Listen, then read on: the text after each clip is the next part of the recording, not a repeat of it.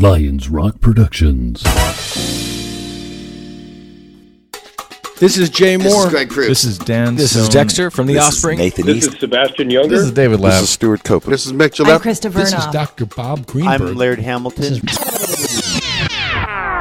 Cool. This is Dr. Rich Ledet. I'm a professor at Troy University in Troy, Alabama.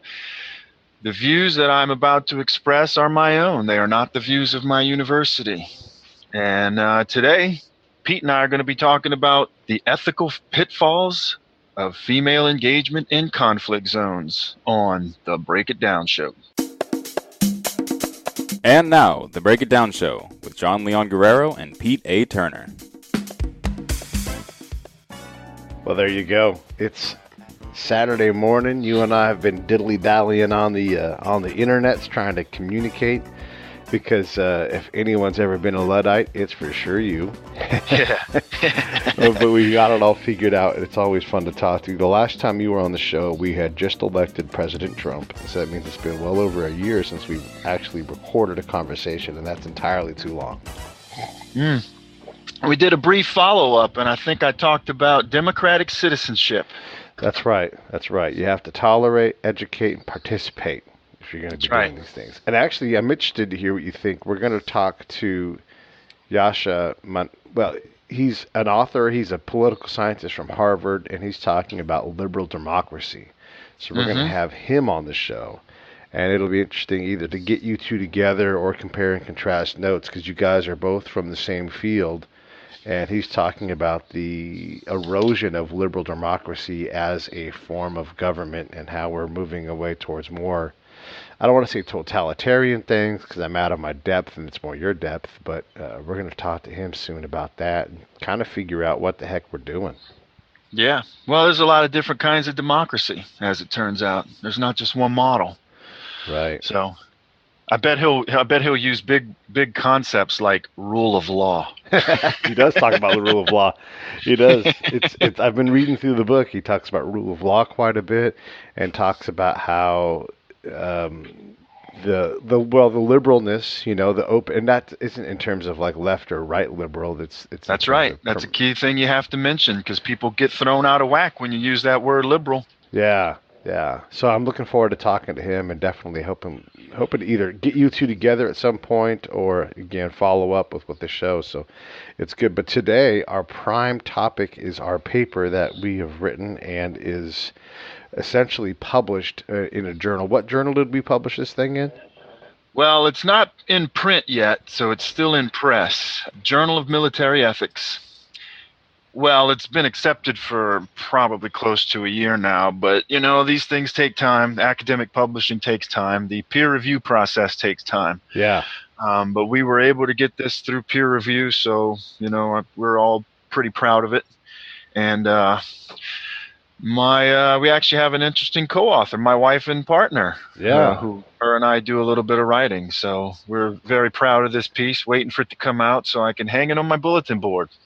Yeah, and it's kind of funny because you got two giant white dudes writing about female empowerment, and your wife comes in and helps us out. But ultimately, the field work was done by us. That's right. She did, she was more of the strategic level editing, and hey, you knuckleheads, write more about this, less about that. So yeah, well, she did some of the academic research that you and I weren't able to do or didn't have time to do. Right. Yeah. No, it's a huge piece of what we needed because it's one thing to go, we saw this in the field, but yeah, you've got to tie it to the academic research, and she's definitely helped us do that. Yeah. Well, and it speaks to some other things that we'll probably get into about how, you don't just want to have a bunch of dudes doing stuff. Yeah. Kind of helps to have an integrated team. Right, and an approach that you actually have some skill to apply. I mean, so I talk a lot about, and partly because Rich and I've discovered these things, that the link between theory and strategy and policy and what happens at the tactical level, and then there's a level below that where it's visceral, it's real, it's the ground truth. So if you're on the ground, well, then there's no way to reliably and repeatably advance your policy and your strategic goals. That's right. Well, there's one thing, and we start this off in the paper, and that's a good point to make, Pete, because start off with, David Kilcullen's famous 28 articles. His phrase, we have it in quotes in the beginning of the paper: engage the women, beware the children. And that was part of the DOD's strategy, right? Let's engage the women. But then what we saw on the ground, and actually what other academics saw on the ground, we rely on some ethnographic work that was done in Afghanistan.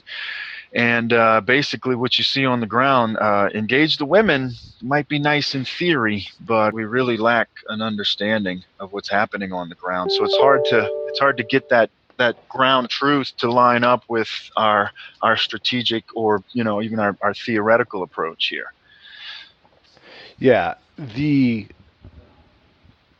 idea of engaging females requires that there's actual tactical ability to do that. One of the things we've seen is that though there's intention and there is a mechanism to engage females, there's no actual, even though there's this great intention to engage females, there's the problem that there's no tactical proficiency in this. So if a tank unit goes out and is going to fire tables and work on tank platoon maneuvers, there's all kinds of detail and minutia that you have to master to be able to qualify.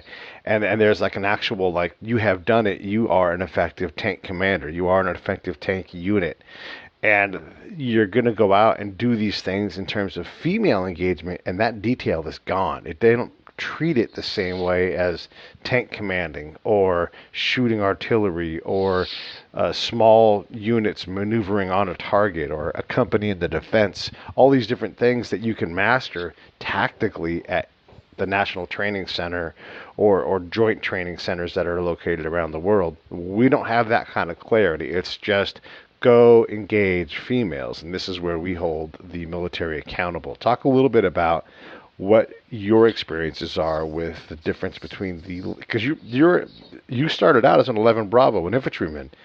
Yes, I did. Now you're an academic who also gets to go out and see things. So let's talk about that a little bit.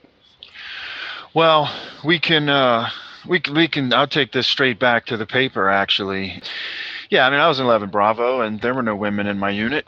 I mean, there were some medics who were female. There was some people in the NBC unit that were female. But no, combat arms, this is mid-90s. We didn't, women still technically weren't allowed in combat. I could tell you that just the short amount of time I spent in Afghanistan, well, I saw women in combat. And I'll tell you another truth. There's some of those women I would take in combat over some men that I know any given day. So I think the military's kind of had to learn, and there was, learn by doing, if you will. But right. Especially at first and there's academic work that we reference in our paper that speaks to this as well, and other people who are in similar positions as Pete and I. There's evidence that, yeah, we tried to go and quote unquote empower women with female engagement teams, and the problem is we were very unprepared. Much in the same way that we, as you were just mentioning, we shoot tables, and we get that right. We didn't necessarily understand the cultural environment that we were stepping into. There's something that we discuss at length that we're building off of other scholars' work. Pashto is not just a language. Yeah. It's a way of doing things, and it's also a way of doing things. And there's a gender gap there within Pashto that, we only had a surface level understanding of, and we didn't really understand that gender relations in Afghanistan, and you could speak to Iraq. It's probably similar. The gender relations are defined by these nuances that are buried in culture that, just even if you're able to speak Pashto, I mean, there are different dialects of Pashto, but there are also some gray areas here within the culture that, we couldn't understand, especially at first, Yeah. And again, like I said, we reference plenty of academic work, as much as we can find, that speaks to this, that really addresses the gap between theory and practice. It's one thing to tell your units, even if you got a lot of women in your units, it's one thing to tell them to go and engage other women. but do they necessarily understand some of the nuances that we even observed? Yeah, and this topic is not one for everybody in the audience, but for certainly it's something that we need to capture and put up so that there is another reference. Because one of the things we did experience was quite a bit of trouble finding all of the academic research because it is such a disparate field, and being able to link specifically to the literature that already exists was tough already. So this, if nothing else, is an effort to create another citable source and something that's consumable and maybe a little easier to find than some of the academic things.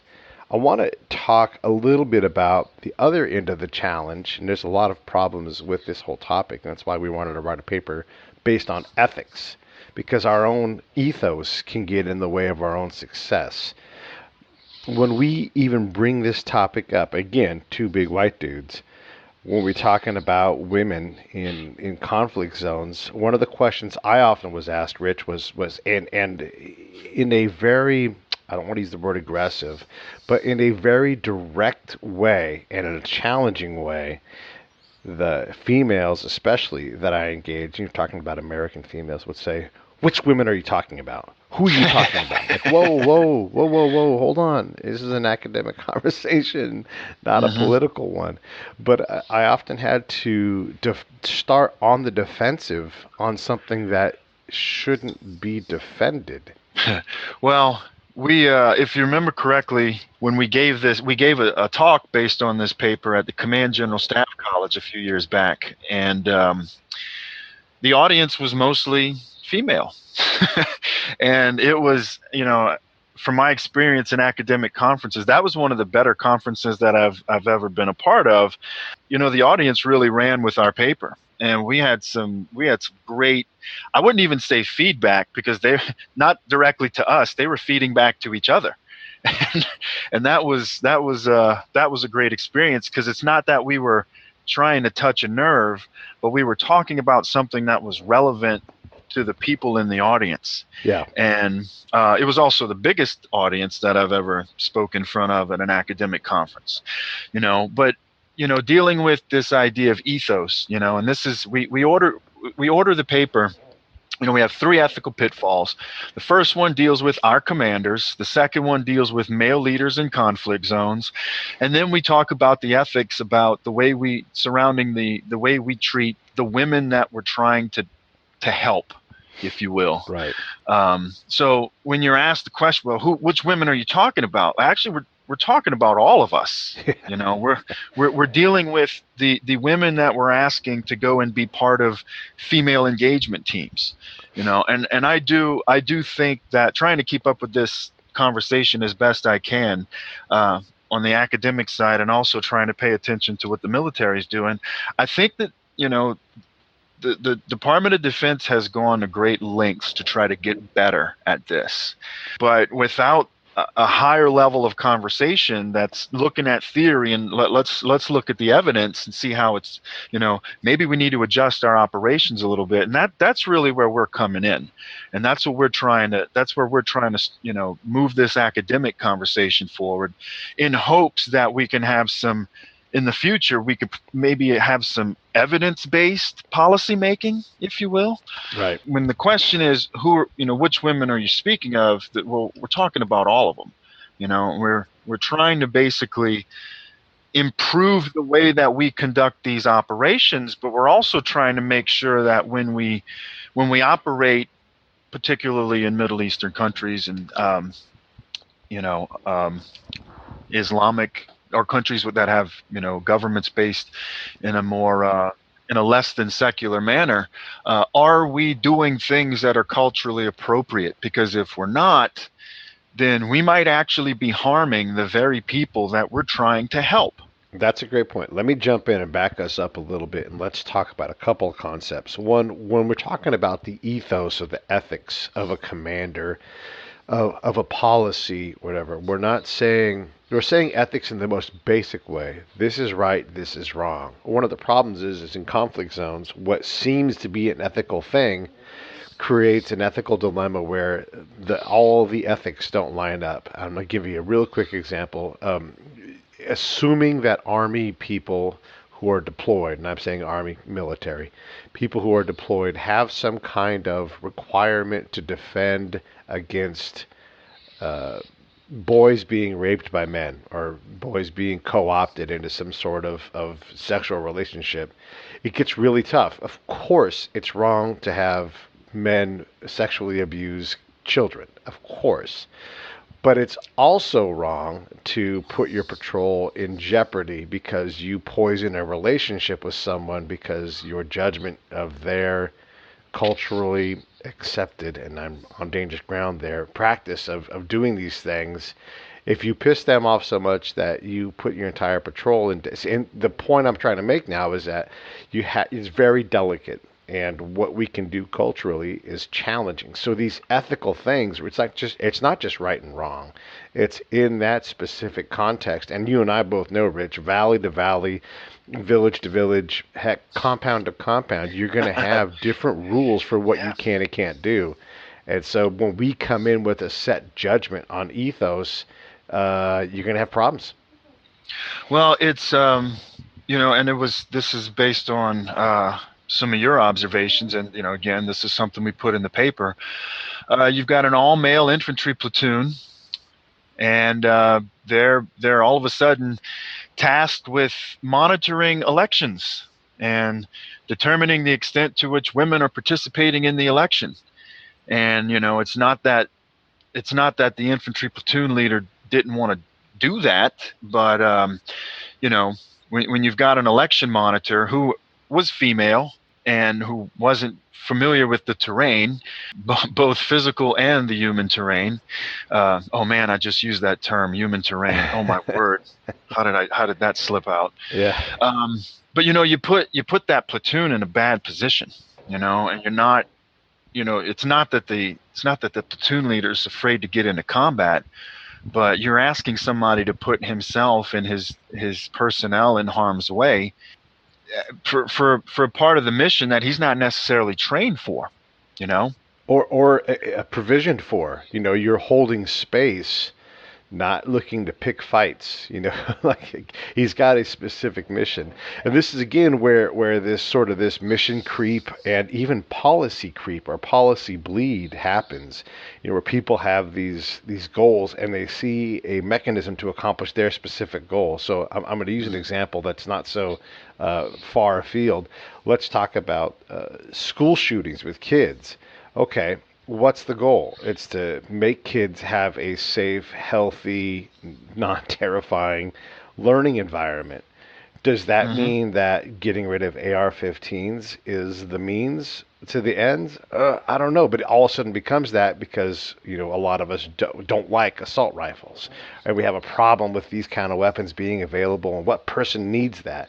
Okay, you've bled policy across two different lines because I'm trying to keep kids safe. I'm thinking about ballistic sheetrock and other things that we can do to make sure that kid is safe. I'm talking about trying to figure out what it takes for a school resource officer to properly cover a school. You're thinking in those terms, and while you're saying that, I'm thinking about mental health. Exactly. What are we doing about improving, our mental health services so that we maybe avoid these kind of, situations to begin with. Right. So instead of talking about something that's actually going to keep your kids safe and not terrified the entire day at school, we've now moved into some kind of redefining the Second Amendment. Like, whoa, hold on. We just jumped tracks. And they're akin, but that's not going to get you a healthy. You can't reliably say, just say right now in Pete and Rich's magical world, we eliminated the Second Amendment and nobody had the right to do that. Okay, you now have 1,000 other problems to deal with that have very little to do with keeping a kid safe at school. Yeah, and I'm still wondering why we don't have that well-regulated militia that everybody's involved in, because Second Amendment's pretty clear about that. Yeah. So, and here we go, right? We're off on the races and not talking about, what kids need and how to provide mental health and understanding all these things. This is the same thing that happens when we have an idea like female engagement and what it takes to get this stuff right. the path to good policy is not easy, you know. And when you've got an objective like let's try to improve the lives of women in, you know, Afghanistan. Well, that's great. That's a wonderful objective. But if you're not willing to do the hard work of figuring out what it's going to take and understanding there's going to be, you know, some things you learn along the way, but if you don't learn those lessons, you know, going back to what I mentioned earlier, you're going to be actually hurting some of the people that you're trying to help, and you could actually set back progress and political development. Because if I use the word progress, some people might jump on me. You might actually hinder the process of political development, because I'm convinced that, you know, the Afghan males that I worked with, it's not that they want their women completely, you know, stuck in the compound the whole time. They have the capacity to progress. They have the capacity to develop, you know, and if we let them, or if we maybe, you know, partner with them in a way that we haven't, you know, and again, I want to say, I do think the military has learned some of the lessons, but you don't just say, hey, you're a woman, go talk to other women, without giving them the tools necessary to understand the cultural nuances that are necessary to make these things happen. You know, we spend some time, you and I spent a lot of time working with one key village elder. And this guy was a district governor, and he had military history, he had an academic history, he was a religious elder. And this guy had daughters. He had multiple daughters. And he wanted his daughters to have a better life than his wife had. But at the same time, if you can't understand that he has a responsibility as a male in his culture, right? If you can't help him, you know, or bring about the conditions that are favorable to him to do his job, culturally speaking, how are we ever going to take the next step? Or how can we expect him to help other elders, you know, take the next step, because they want lives to be better for their children, regardless if their children are male or female. That's a universal truth. That was one thing I learned very, very quickly when I was on my deployment. Like, at the end of the day, these people are just like me. They just want life to be better for their children. Let's back up real quick, because I want to make sure we sort of hit some marks that we've got to get to, because we'll definitely do this. Power right through everything. So another part of this policy creep where we shift tracks, of course, we all understand the data indicates that females are raising kids, and the longer the kids stay in school, the better they do. The more empowered the females are, the better the kids will perform, the more calm the nation is. And so you're trying to, the idea is that if we can start to empower females and get them out and producing in society in a different way, we will have a positive net outcome for them, for us, for the world. The problem is you can't be so passionate about this. It's all the consequences be damned. And that seems to be, and I'm going to hold the women accountable on this, they get so driven towards accomplishing this very simple concept that they lose the complexity of actually pulling that off, like you've said a couple of times, in a way that doesn't actually cause more harm. Where this policy and the tactics created actually pull you further away from your goal of empowerment. So the whole lesson with this is, when Dr. Rich and Pete say female empowerment, a lot of women lose their minds. Women are already empowered. Like, whoa, easy. We're trying to use words to describe something that's very complex. Empowerment is a good word if you use it. Sort of like liberal democracy. Doesn't mean left democracy. So in this terms, we're talking about, if we're going to empower women and give them access to more things, we are giving them a different kind of power. So, well, here's a good example. You talk about liberal democracy, and as a scholar who studied democracy, when I hear liberal democracy, I don't think Democratic Party. Right. You know, I think about civil rights. I think about civil liberties. I think about human rights in general. You know, I think about political parties. I think about separation of powers, right? I think about the rule of law, right? So that's here. Even, go out in the street and try to talk to Americans about liberal democracy, and you're going to get some different conversations happening. If I go out, I'm in Troy, Alabama. If I go outside and use the word liberal, Uh-oh. you know what I'm saying? I'm in trouble. Yeah. But liberal democracy this is an academic concept we're talking about. Again, let's go back even further, right? If we're going to be democratic citizens, we need to be educated, So let's take that to back to our paper. Using the word empowerment. Well, that might have a positive meaning if you come from, the United States, where empowerment means, we've moved to a situation where women can vote, right? So it has positive connotations, but that's not necessarily appropriate in Afghan culture, because in some places, and the meaning of that term empowerment, you're only empowered if somebody else loses power, right? So you have to even be careful about the concepts in which you use. It's not, that word's not regarded, here in the West, we might have more of a conceptualization of empowerment as, well, it's a win-win. I fundamentally believe that we as a society here in the United States, we have benefited from allowing women to have the right to vote. We have benefited from having more women seek political office, right? That benefits us as a liberal democracy because we've figured out a way to become a more open society where people have the ability, regardless of gender, they have the ability to have a political voice. That doesn't necessarily translate among the Afghans the same way, right? You can only be empowered at the expense of someone else. So one of the scholars we actually reference is just trying to have a different debate about the use of terms, saying, look, don't use the word empowerment, use the word enablement. But even that term itself could be misunderstood depending on the cultural context that you're in, right? So the reason I keep talking about, I keep bringing up culture is because, we have to understand that, culture doesn't, the things that we accept in our culture, the things that are quote unquote norms in our culture, don't necessarily apply somewhere else. So if we're going to do female enablement or female engagement, the people that we are asking to do this work, if it's the commanders or even if it's the female soldiers that are primarily asked, hey, you're a woman, go talk to other women, well, wait a minute, I'm not trained to do that.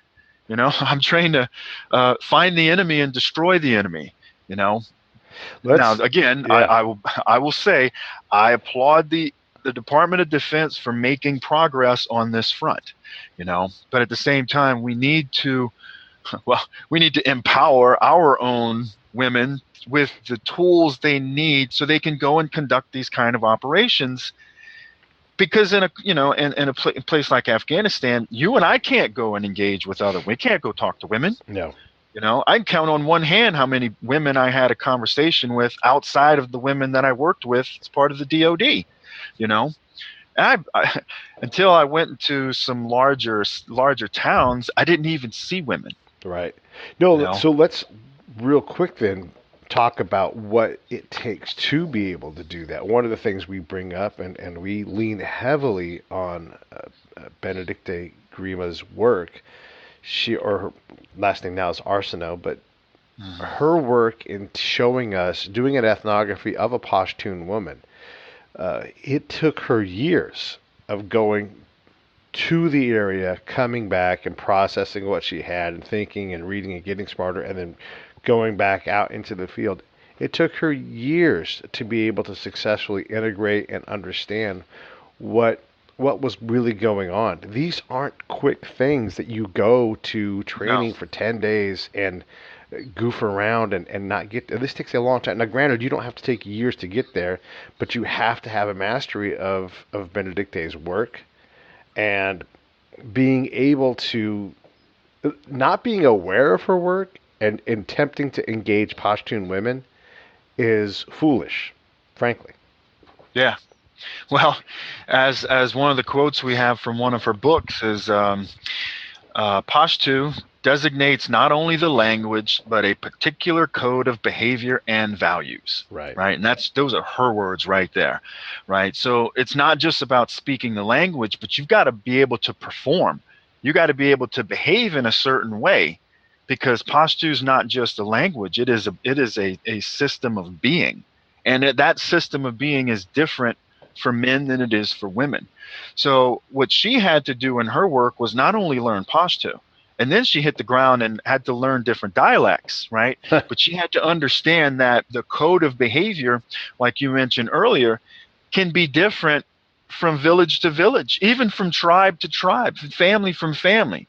The way that a woman is required to behave if she herself is going to be a Pashtun woman, right? These are very, very complex rules of behavior that are defined by, social hierarchy, that are defined by the types of connections you have, be they family or tribal, and also the level of prestige that a woman has been able to acquire in her own culture, right? We're talking about norms of behavior that extend from the way that a woman dresses, the way she reacts and acts in public, a woman's personal hygiene habits. This episode of the Break It Down Show is brought to you by Lions Rock Productions. That's us. We publish, evaluate, and develop podcasts just like this one, consult others to build their own, and create associated content and content marketing strategies. So if you're launching or expanding your social media presence, your business or your personal brand, or if you just want to take your media presence to the next level, reach out to us on Twitter at Pete A. Turner or at JohnLG69 at the Break It Down Show. There's 1,000 ways to get a hold of us. Now enjoy the show. Right? The way that a woman is even supposed to conduct herself when she's bartering for goods in the market. So this is a very, very complex code of behavior that, if we're going to do these kind of operations right, then we need to figure out a way to train up to this stuff, much like we're, still able to go to the, marksmanship range and fire our weapons. And I'm hoping that we're eventually moving towards that, the ability to have that capacity and to train up to that capacity. Yeah. But one of the biggest things it takes, and in my opinion, I'm not just saying this because I have a bias towards education as an educator, but it takes an education, and you don't just get an education overnight. And the other thing, before you can get an education, you have to have a mind that's ready to be educated. And that in itself raises questions, because I'm not so sure that everybody is ready to be educated. Yeah. Well, this definitely requires a different thing. And that brings us nicely to an ethos. And what is a commander's ethos? So given all of these almost this preamble of describing how complex this problem is, the dynamic of policy creep and the need for a internal focus on progress. These things are tough. What is a woman? What is empowerment? Is engagement a better word? All these other things. And then you lay that and you say, hey, commander, battle space owner, infantry guy, artillery officer, Or it could be infantry gal nowadays. Well, too. that's true for right now. From the so maybe we're getting closer. Yeah, the field work was done when infantry commander meant male. Yep. So, which is also incredible that we can even have that part of the conversation. But this person has a role, and they have certain things they have to accomplish, and a lot of times these things happen at the expense of other things. That's not very clear, but basically a commander has 4 things they're going to do. They're going to close with and seek and destroy the enemy, right? They're going to protect the forest. They're going to teach and train the local, national police force, military, government, and then they're also going to provide enablers, guys like Rich and I, with the access they need to go do their job in the field. None of that stuff is requiring female engagement. It's all different things. Let's talk a little bit about that. Well, I think, and I'll take us back to one of the last steps of your, like, what's a commander supposed to be doing? Before you can even get enablers into the field, There's some things you have to do, because us as enablers in the field, part of what we were doing was, if you got 5% of the population that's doing the wrong thing, and you got 95% of the population that's trying to do the right thing. Yeah. So we were there to work with that part of the population that was doing the right thing, but also by focusing on that, and that gets us into counterinsurgency doctrine, which I don't think either one of us want to talk about. But if we're allowed to do our work, then essentially we go back to that first part of the equation, which is I got to find and destroy the enemy. So we're actually, which is hard, by the way. That's really hard to do. It is very hard to do, but we might be making more enemies if we're having all these, enablers running around the battlefield doing things that they may or may not be prepared to do. And I go back to the case of the person who was trying to monitor elections simply for this is a great objective. Let's see how much participation we're getting by women. But that election monitor did not understand the first parts of that commander's mission, which is I got a war to fight that involves finding and destroying an enemy, right? But I also have to protect my force. I have to protect my soldiers. And that is, I believe, ingrained in every good commander's mind. If you're not protecting your force, then I'm not sure you can perform the other parts of your duties. Right. No, 100%. That has to be that's elemental. The descriptions and the things, you work so hard in garrison when you're home and not deployed, because when you do deploy, you have to be ready. There's no more time to prepare. You're doing it. And that means you're training on life-saving skills, the application of your job. But what you're not training for is how to develop a capacity to engage females as a primarily male unit. So that if there are 4 tasks and one of them is provide security and access for enablers, that one line contains a whole host of things that you have to do to be able to get that done. And at some point, you run out of bandwidth in terms of training, time, and resources to get these things done. So yeah, and and again, I'm going to give total credit to the Department of Defense for trying to move in that direction. And I can say this, and I'm speaking from experience here at Troy University. We have a lot of ROTC students, and we also have a lot of former military. We have a lot of active duty military. We have a lot of reserves and National Guard. We're a very military friendly institution. So that is a start, right? You have to have people educated. And you don't have to be that smart to learn how to operate a crew served weapon, but it takes a little bit of intelligence. But you have to have a higher level of intelligence.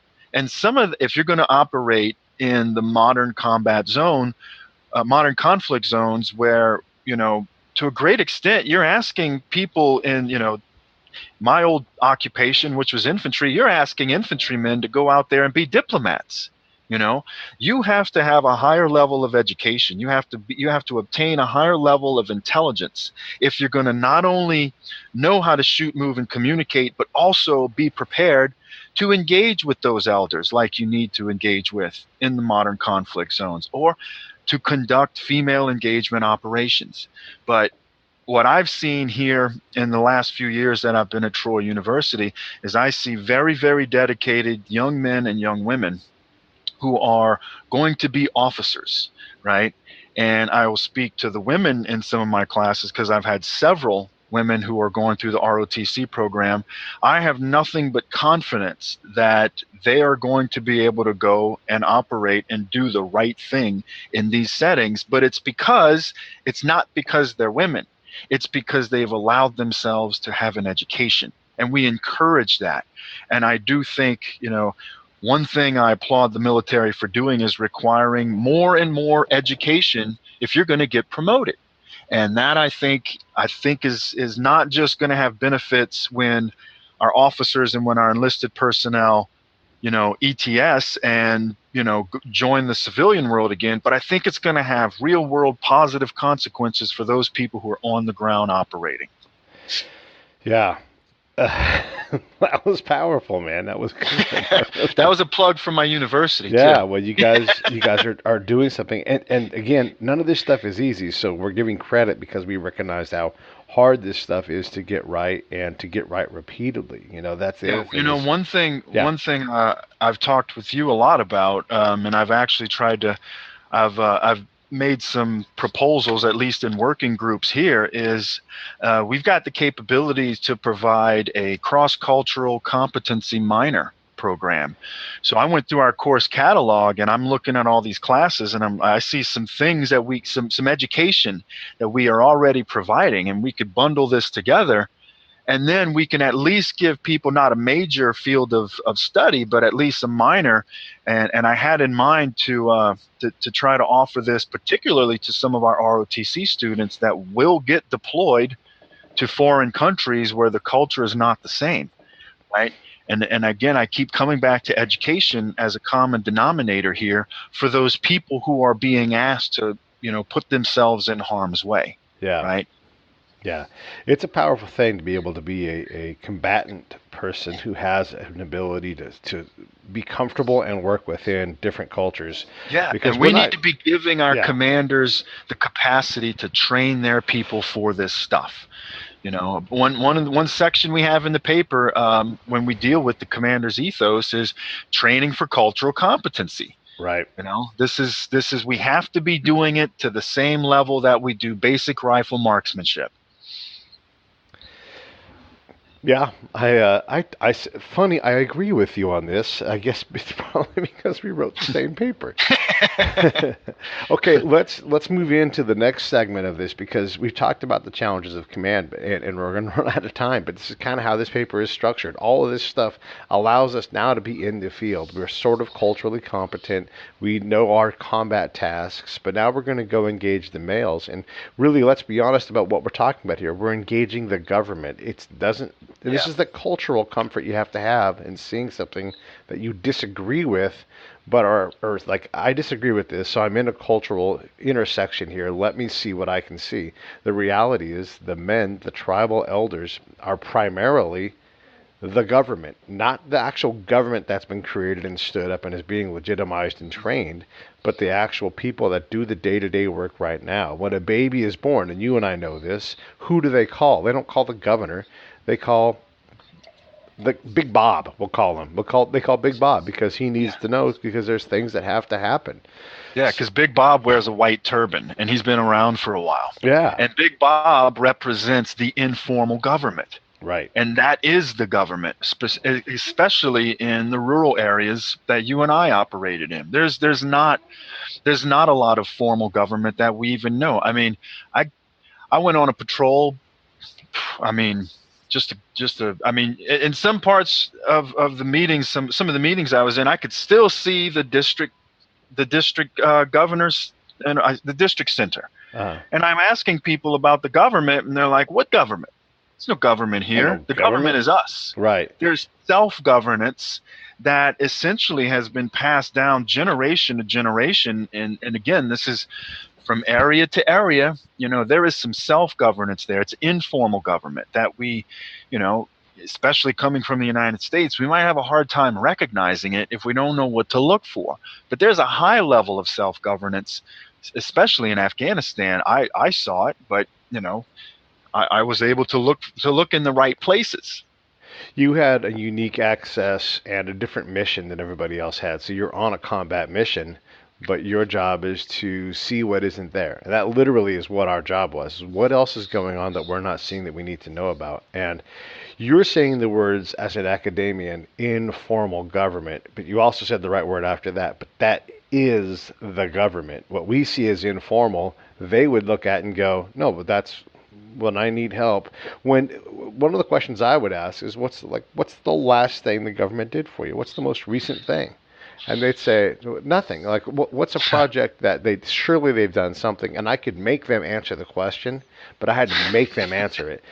But if I was to ask the question, like, how do you guys bring in a crop? Oh, and they would tell me 1,000 things. All of the things that mattered to them, none of that had the government in it. Yeah, well, and that's how life has been maintained for hundreds and hundreds of years in this part of the world. Right.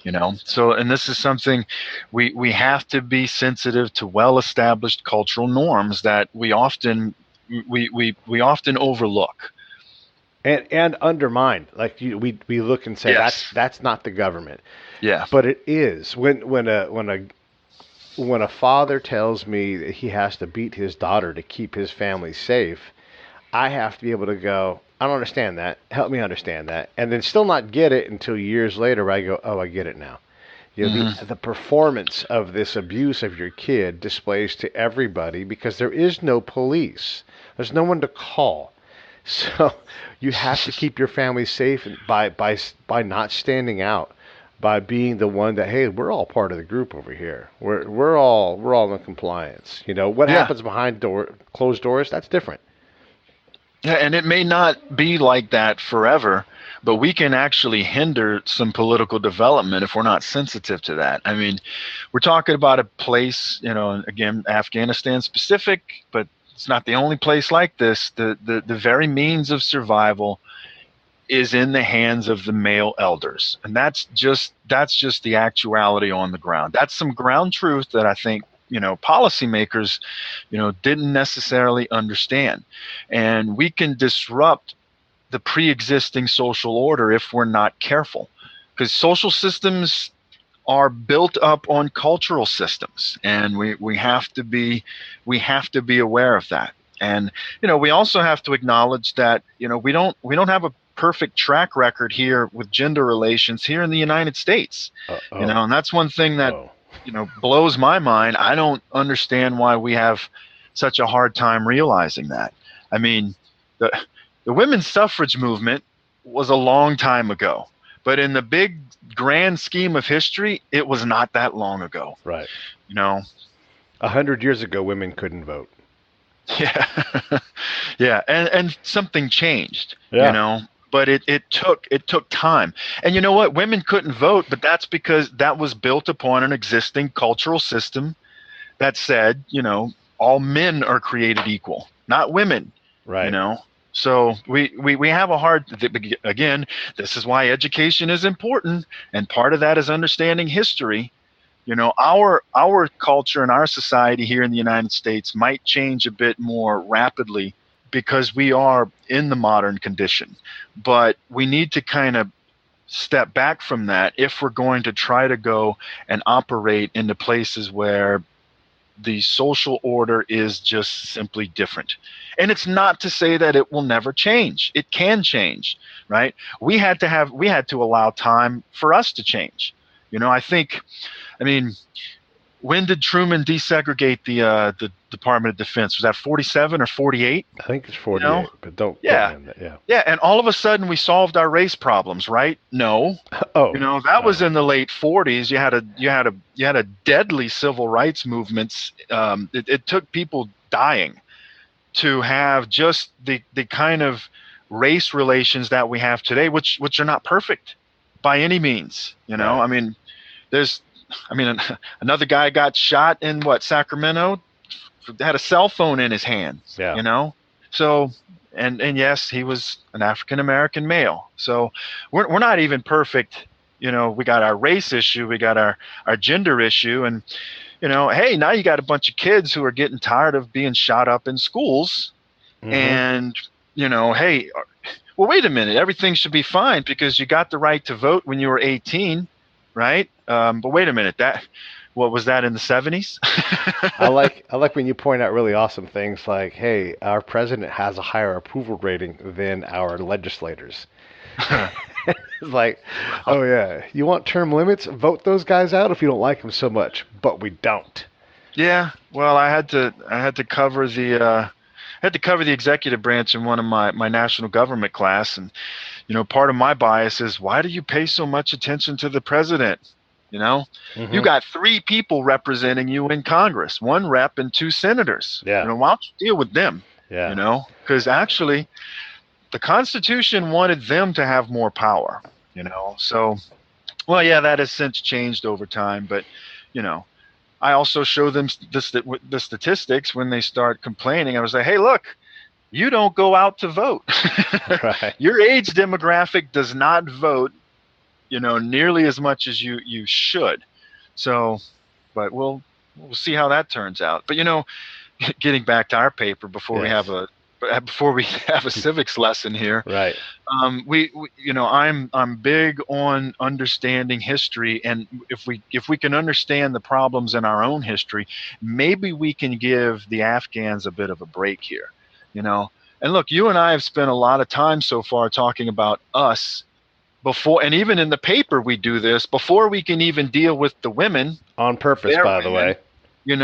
We have to fix ourselves, and I use the word fix with air quotes around it, right? But we have to deal with some of our own issues before we can just go and make life better for women in Afghanistan. Yeah.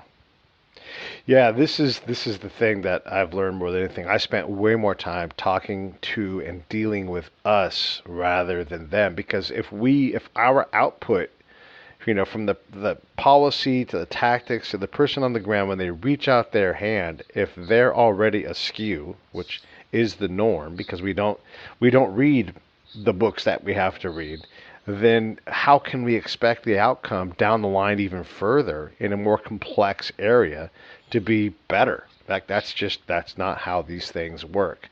So in dealing with these elders, Rich, you and I did work in trying to figure out education in Afghanistan. And we had, at this point, developed very unique and special access with a few Afghans that really opened our ability to talk to people in a way that nobody else was talking to. And so as we did this very delicately and gently, we allowed them to kind of guide us in how they wanted to approach this and put together a team of people. Not that we did it, but sat in front of these guys as they discussed it candidly about their shortcomings and what had to happen and what they needed from us. And they didn't need much from us. And a lot of what they needed was to knock it off. Stop. Don't do these things. Yeah. Don't come to my house in a convoy. Yeah. You're putting me on Front Street, and that makes everything bad. So here's something from the perspective of, the keepers of the law, the male elders, again. And these are men who have been handed that by their fathers and their grandfathers, right? Right. So we've only got so much education materials to go around. Well, if we don't find enough education materials for all the people, the women will get shortchanged, because the male elder says, well, here in this culture, I need to educate my son so my son can go out and get a job so my son can support his family. Right. And that is a harsh reality. But if we're not going to have enough education materials that they distribute to all of their people, they're going to make sure that the young men get educated first, because culturally speaking, that young man has to go out and carry on his family legacy, and he can't do that if he himself isn't making children and feeding those children. So again, a harsh reality we have to accept. And, this is something you and I, were able to acknowledge even before we had the elders tell us this. But it's it was kind of hard to go back and tell the big army this actuality on the ground. They didn't want to hear it. Well, we got to get women educated. Yes, of course we do. But if you don't make sure I've got, 20,000 of these workbooks to give to the elder, well, guess what? You only gave me 3,000. Yeah. And guess what? Those 3,000 workbooks are going to go to boys and not girls. This is a big thing, and we have to understand that. We also have to understand that these males that are the government have a lot of like if our soldiers come back, quite often with PTSD, these people don't come back. They're back. They live there already. They've dealt with it. They've been tricked. They've learned the lessons. And so as we deal with this, we can't lose sight of that, where they're not supposed to trust. They're going to do what they think they need to do to survive the next day. And really, it is hour to hour, day to day, week to week at best. Yeah, absolutely. We're not talking month to month. Like, this is how you survive. And introducing the concept of female empowerment and being ethical is extraordinarily challenging and not something you just race into. Because if it's important to do, it's important to do it right, even if it takes 25 years to get it right. Yeah, no, I think you're right. There are no easy solutions here, and this is tough stuff to talk about, and it's even tougher to operate in that kind of environment. I'm can't wait for all the pushback we're going to get from some of your listeners here about this, but anybody who wants to have a intelligent conversation and not just call us names, please please reach out. I got no problem sending you a copy of the paper so you could maybe help us advance this conversation at an academic level, because that for sure is a theme that you and I always do. Like, hey, we're going to put this out so we can have a higher level and a continued conversation, because we certainly haven't cracked the code. We don't have the magic bullet, but we're suggesting that, yeah, there's a lot of work that has to be done before we ever engage. We've almost run out of time and this is by design, not gotten to the part about what do we do when we talk to females. Because there's a lot of housekeeping that has to happen before you dare do this part. Absolutely, and I think you had a good point a little bit earlier talking about survival, and survival is literally a minute by minute, hour to hour, day to day thing, and Afghanistan specific. I mean, it's been like that since the Soviets invaded, at least, So at least in the modern era, I mean, for the most part, the people you and I dealt with, they were very, very keen on the Soviet invasion. They remember life under the Soviets, and it's been, and then, when the Soviets left, you had, we left too, then the Taliban took over, and it was still, a battle of survival. And then we come in after 9/11 and try to make things a bit more stable. And yeah, you might have some nice buildings in Kabul that represent the government, but we've got to understand that governance is much more than a few buildings, and governance is a lot deeper than we might be seeing it's more than just face value. And when you peel back some of these layers, and I think an academic understanding of the problem first and foremost would go a long way, and not just in Afghanistan, in some of the other countries that we're probably going to get involved in the future. Yeah, there's no doubt. The principles applied here are going to apply everywhere, whatever country we're in, wherever we're trying to create awareness. Affect, I'm going to always say this, affect is going to beat effect every day of the week. Partly because Rich and I are looking at two different elders, two different family leaders, and one guy says, if I hear anything come out of that radio that isn't education-based, I'm going to start slapping kids and taking it from them. And the other guy's like, I can't even see the radio. She loves the music. My daughter, she loves the music. And these guys lived less than a mile away from each other. Totally and they were separated different. by a ridge line. Right. But they were also separated by generations and generations of what could have been a family feud or a tribal feud that we're totally unaware of, especially if we don't go there and ask the right questions, and then not just ask the right questions, but spend a lot of time listening. Boy, spend a lot of time listening. Man, you know what? We've basically run out of time right there, and we've asked folks to listen to us for quite a while. What else do you want to say in closing, Richard? So we're going to have this paper come out. We're going to have you come back and talk about more things, but what do you want to say in closing? Well, I'll since I just used the word listen, I will, and we're asking people to listen to us. A very, very wise person on my faculty here, somebody that I go to for professional development quite frequently.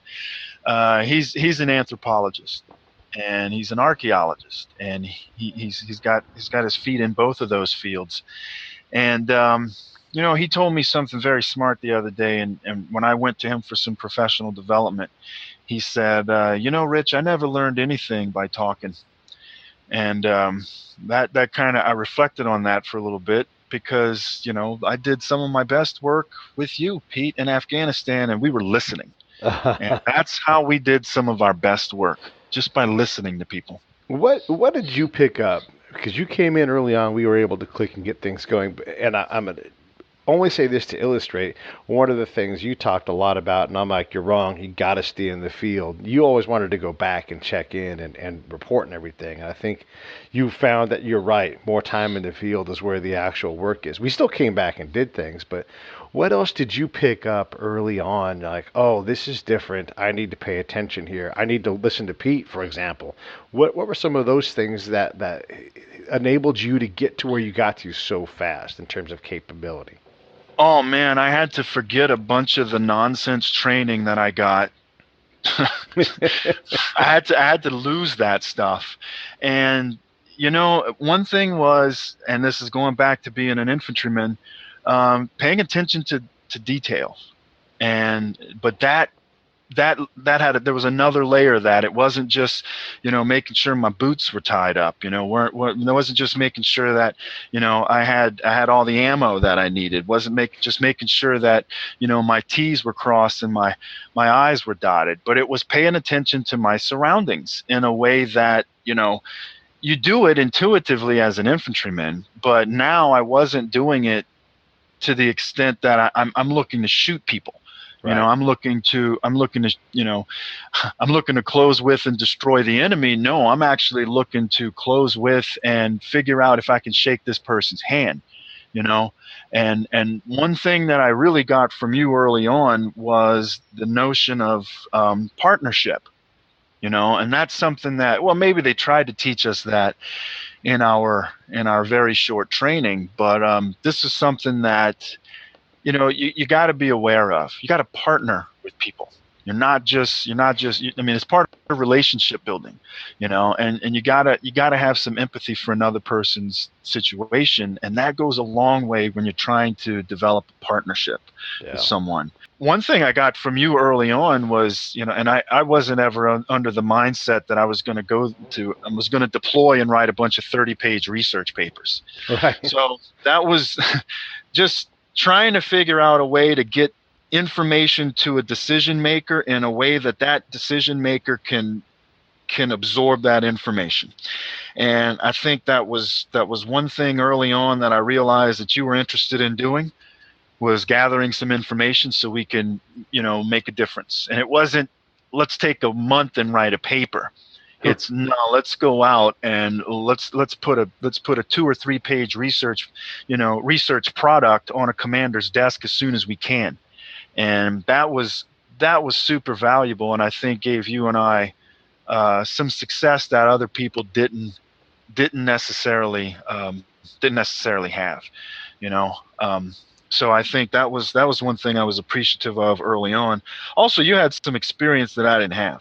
I was, trying to see how quick I could check my M4 out of the arms room, and as it turns out, I didn't even need that. What I needed was the ability to just go and listen to people. Yeah. So that's one reason why you and I clicked early on, and I think taking some of the methodologies that I had been exposed to about how to do research. That was part of my PhD training and my master's training, but then being able to overlap that on top of some of the real world experience that you had, that you had accumulated over time, I think that's what made us, quite an effective team. Well, there you go. This is Dr. Richard Ledet. If you want to talk to Dr. Ledet, you can certainly grab his attention on LinkedIn. You can always grab me at Pete A. Turner on pretty much everything. But Dr. Rich is a little more quiet, and you got to work a little harder to get his attention. And he's a busy, busy man, but he will talk to you. So send me a note if you can't get him, but you can always find him on LinkedIn. That's a good spot. He works at Troy University in Alabama. We often write and talk and figure things out, and you are our official military/political correspondent.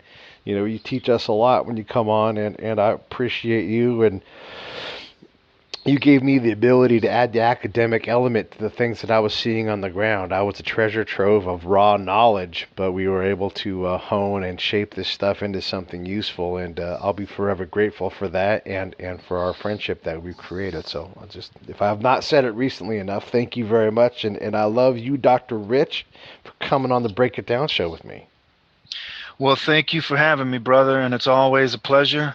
And there aren't many people that I still talk to from back in the day, but you're one of them. Yes. And it's for all of those reasons, man. So, and you know, we've still got a lot of work to do. We still got a lot of papers to write. This stuff is time consuming.